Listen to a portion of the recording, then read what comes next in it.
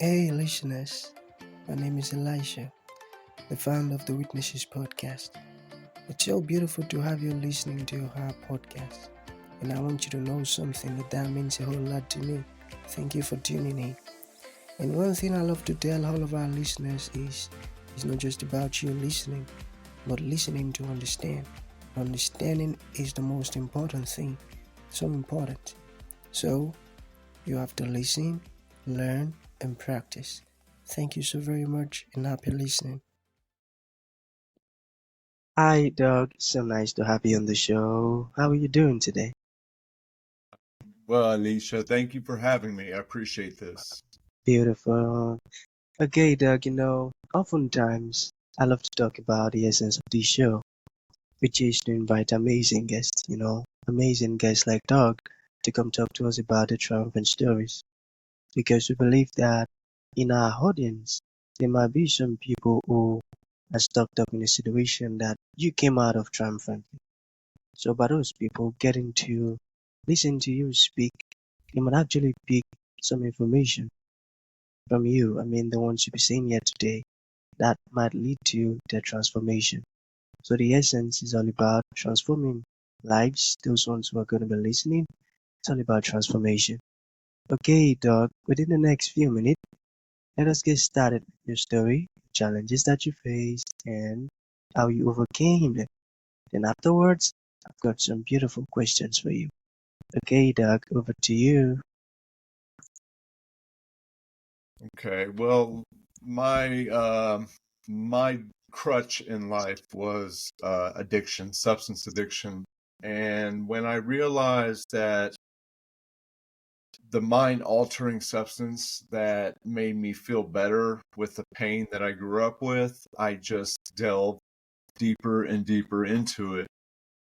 And all that did was satisfy in a false way, but yet it let me get further and further immersed into the addiction. So I always relied on alcohol, but alcohol soon took me into various drugs.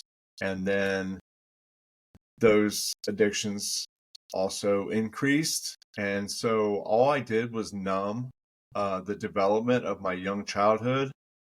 And then into a soon adult, young adult, I was already going into jails and learning things that I never even was raised to learn.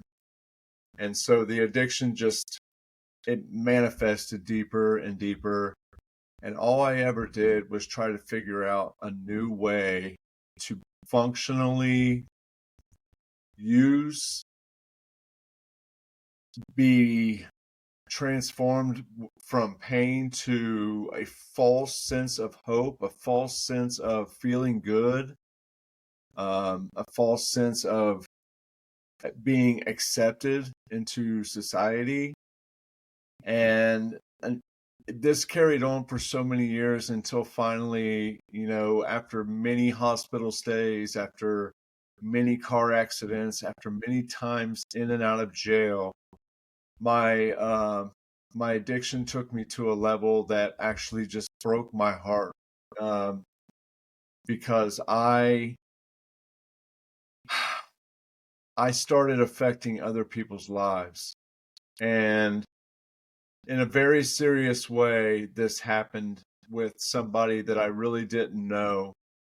And it was difficult for me because I didn't even know him. And yet my actions of a car accident really affected the circumstances and the situation. And I was blessed beyond belief, I won't say beyond belief, but beyond most people's faith. I was blessed with forgiveness from this man's mother that really enabled and showed me and deconstructed my whole perception of what God is, and this idea of who God is in our life. And so by her forgiving me, then I seen that God working through her showed me that I was yet forgivable, and I didn't even understand how I could be. I was ashamed that I let things get this far, and that I wasn't the one that suffered the brunt end of this ordeal. But nonetheless, even in this travesty of a circumstance, seeing that God still had forgiveness for me after all that I had done and all that my addiction has taken me to, I jumped on the bandwagon of that healing, of that hope, of that that uncomparable love. And that's what God is. He has this love. He's the author of love, and there is nothing comparable. And so when I jumped on, I went back to jail, and I realized that this time it was going to be different. I wasn't living for me, but I was living for him. And by doing that, it helped construct a strength in me, and fortify walls in my heart that were persevering towards our Creator, our God, and through His Son Jesus Christ.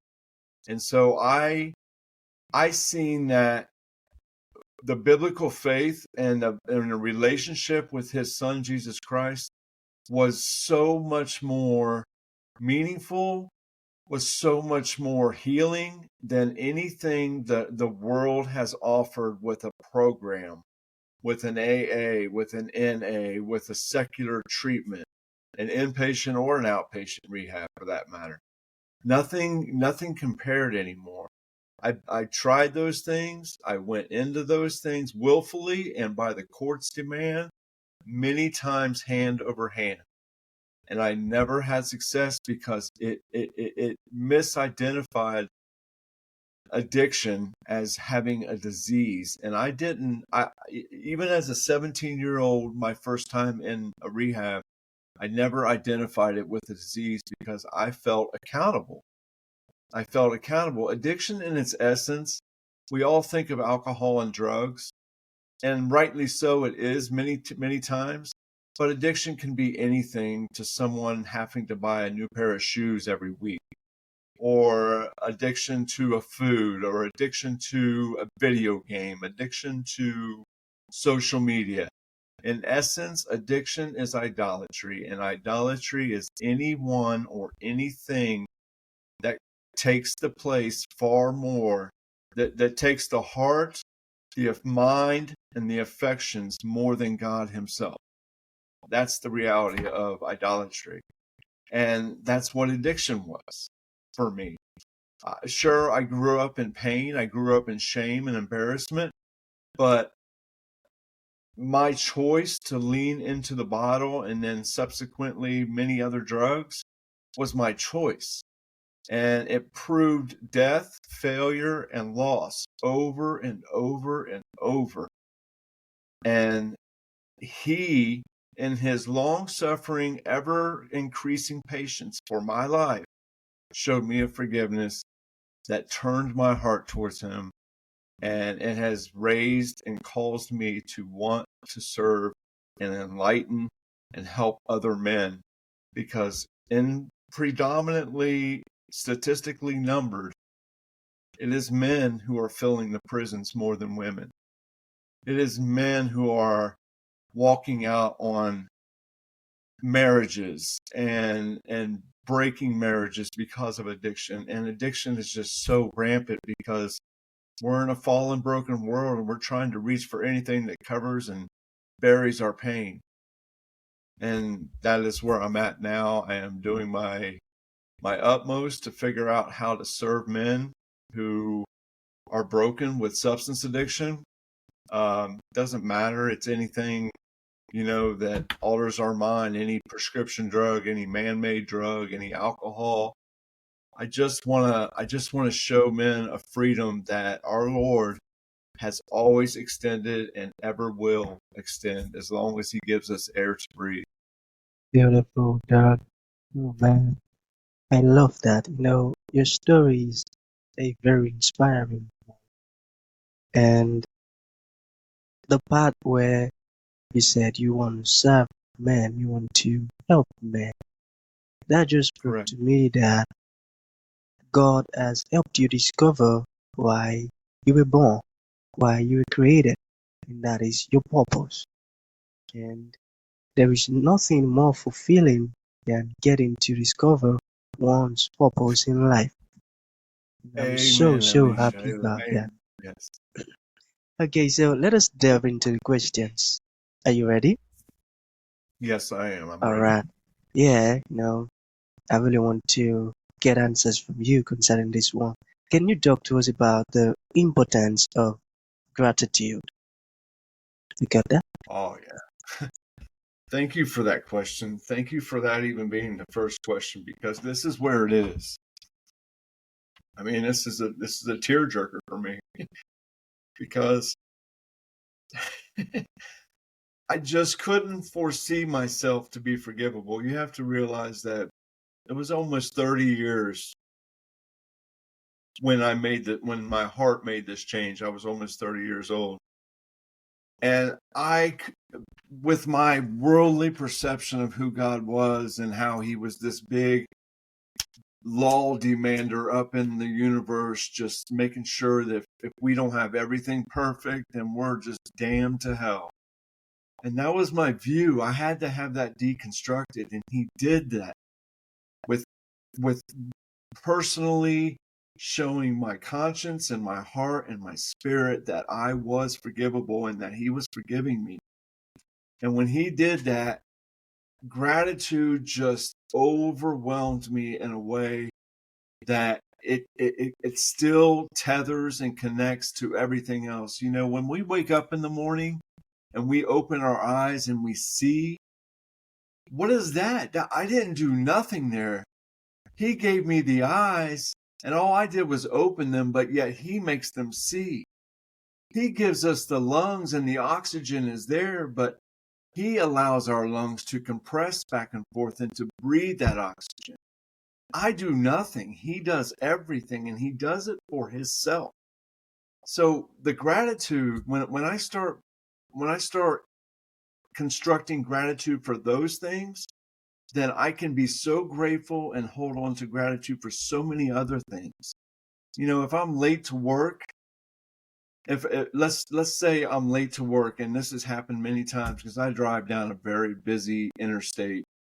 But if I'm late to work and I find out later it was because, 90 seconds ahead of the road before me, there was a terrible car accident that I could have been in, then there's so many things. And when we shift our mindset to getting outside of ourselves and getting outside of what we're used to and implement a gratitude for the little things, how many more things will we actually accrue to be grateful and thankful for? I'm forever. Gratitude is so essential. We have to have it. We have to show it. I think it's not, I make a list. I hold a gratitude journal. Same with a prayer journal. But when I show that I'm grateful for things on paper, because I'm a writer, I like to write. I'm more writing than digital, like some people, like most people nowadays. But when I want to get in one of my fussy, messy moods because I'm still fallen man, I'm still fallen creation, that I can jump into that log and show page upon page of what I'm grateful for. And it's reminding me. And he needs us to be mindful of these things. It's what feeds us. Paul wrote the majority of the New Testament. Yeah. And his gratitude in the most dire circumstances, more than we've ever even endured, is just phenomenal. We Wow. Oh, wow. A very interesting moment with you, Doug. Man. Okay, so we have two more questions left. Okay. So let us get a bit personal. How was childhood development as you grew older? You got that? how was my childhood development Yeah, as you grew older. as I grew older? Well, it was kind of the same from as early as I can remember to about age 18, even past then, but I left when I was 18. Um, I had a whole family. I had two brothers and I had a mom and dad that stayed married, and it was my wish that they wouldn't stay married because their marriage was never loving, it was never happy. Um, there was never peace. There was always a feeling of what was going to go on tonight, what was going to go on today before dad went to work. My dad worked nights, my mom worked days, but my dad had 4 days off in a row at a time. So when he was off, there was constant, straight bickering, arguing, fighting. My dad abused alcohol as the world knows in a functional way because he never went to jail, he never got pulled over, but he was just not a happy person. He never seemed to be happy that he was married. He never seemed to be happy that he was a husband or a father. So we kind of just walked on eggshells. We tried to stay out of the way. We tried not to mess up. We tried to just be hidden, be quiet and be hidden. And then on top of all that, we really had to, we had to lie back and forth. We had to cover for mom or tell things to dad that dad would ask about mom on his work nights, and then vice versa from my dad to my mother. And it was just, there was a division at all times. There was never peace. There was never, you just wanted to, for my whole teenage years before I could possibly move out, I wanted to move out as soon as I could. They were making me wait until legal age at 18. They knew how much I hated my home life, that if they would have let me at 15 or 16, I would have tried to figure out some way. I started running away at age 16. But they made me stay till 18. So I'm halfway through my senior year. My school wouldn't even give me my transcripts to move. So I basically just quit because I was so determined to move and get out of something that I couldn't stand anymore, and the fighting and the abuse and the emotional verbatim words. And so that was, that was what I was subjected to as growing up, and it was the launch pad of my own self-destruction because I never felt worthy. I never felt good enough. And that fed my addiction. It really put me into the depth that I went. That was so touching. Okay, Doug. Um, in conclusion, let us say, okay, you have a piece of advice for the audience. What would that be? And let's say there are someone listening who would love to reach out to you, learn more about you. How can that be possible? Okay, this is important. So the only thing that kept me going deeper and deeper into my addiction was justifying the reason I needed to drink and drug to suppress my pain.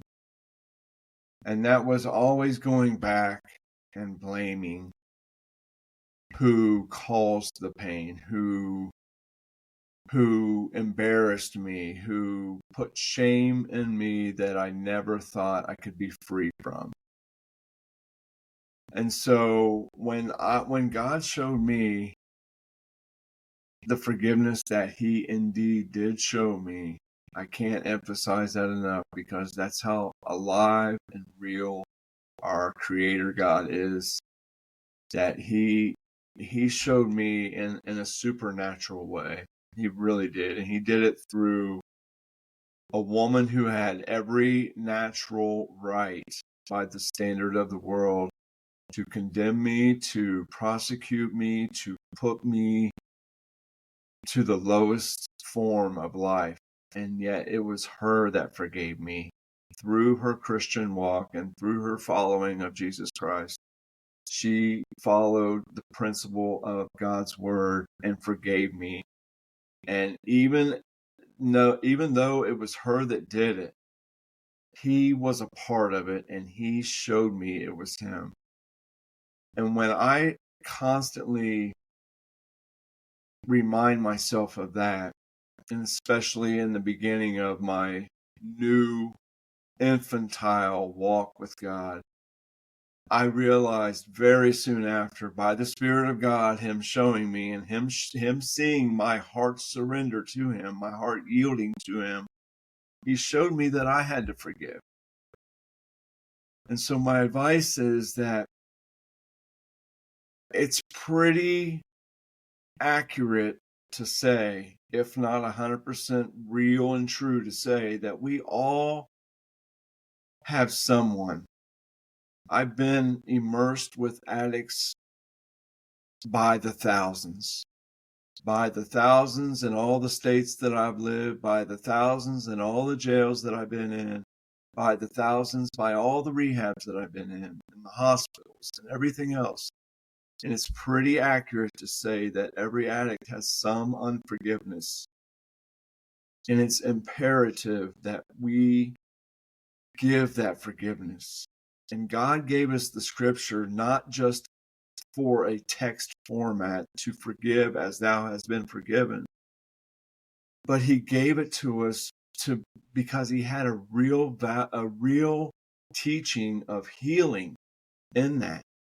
Because when I forgave, I was lifted. I was lifted to a new level. I had shackles and chains come free. I didn't give forgiveness because it was deserved, just like he didn't forgive me because I was deserving of it. But I had to give it to free myself. And that's exactly what it did. And when I didn't even understand how to forgive, but I knew that my heart knew. He was showing my heart that I knew that I had to do it. And when I started to take action on it in prayer, in a phone call, in a letter, and doing it that way, it's the chains came off of me, and I became freer and freer. And then I didn't have no more excuses.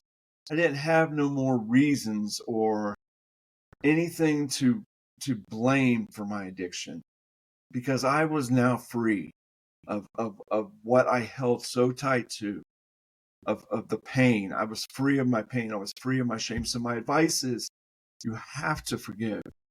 You absolutely have to forgive, because we can be forgiven if we accept the forgiveness, if we accept that hand of grace that is forever outstretched as long as we breathe, and we take that, then we have to forgive. And it's not an act that we have to do because it's a work, but it's for your betterment. It's for your healing. It's so that you can move into a direction that you have never yet went into. And it's the freest place ever. It is so free. There is nothing freer. And so when you have that, it's not easy.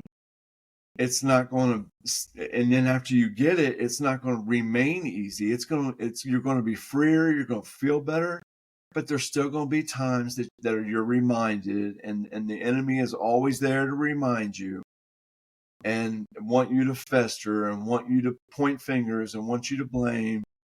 But you have to stay steady. You have to keep moving forward. Just keep moving forward. Serve, give, and forgive and love. And my advice is the forgiveness. When you are forgiven, go right then and there and forgive. And even if you don't feel like you've done it right, God knows your heart. Bring it to him. I didn't even know how to do it. And then when I did forgive, I sure didn't get the reply that I thought I would get. I thought the reply I heard was, forgive me for what? And wow, that hurt. That hurt, because I thought, are you kidding me? And then all my mind wanted to do was reminisce on the 60 million things that I remember and can never forget about why I'm forgiving him. But it didn't matter anymore right then. God just knew that he needed to set me free, and that was how it's done. He gave us Jesus to forgive us. The cost of his blood. You're about ready to celebrate Resurrection Day. And the cost and the propitiation of our sin cost was great. It was the greatest cost of all time. And it was for our forgiveness, so that we can yet then go and forgive, because he knows where we're at. We're in a world that is ruled by the enemy. And therefore we are always afflicting one another with our sin nature. And everybody has wronged somebody. And it's up to us to give that back, just as he gave it to us. And that is where the real paved road of healing begins. And it never stops. It gets wider and longer. And I feel so blessed to just verbalize this right now. And I take no credit. It's only him. It's only him. He is God, and he is all love. Beautiful. Okay, so how can they reach you? Let's say there's someone who would like to reach out to you, learn more about what you do. How can that be possible? Right now, I want to thank you for asking me that. Right now, I have the simplest way to be reached. I did about a little less than a year and a half ago. I created a website. I had a website built because I'm not very techie enough to do it myself. I had one built, and I have since, after right around a year, I went ahead and paused that website. It's just sitting somewhere until I rebuild some things in it to go and format something with my curriculum about identifying the bondages and the forgiveness. These things are essential to learn how to be free. So I don't have that up and seeable right now, but I just want to say the best way to reach out to me is through my email that will be affiliated with this site. And it's a very long email. It's just all one word. It's called Breaking Bondage from Addiction. And it's spelled just like you spell it. It's BREKINGBONDAGEFROMADDICTION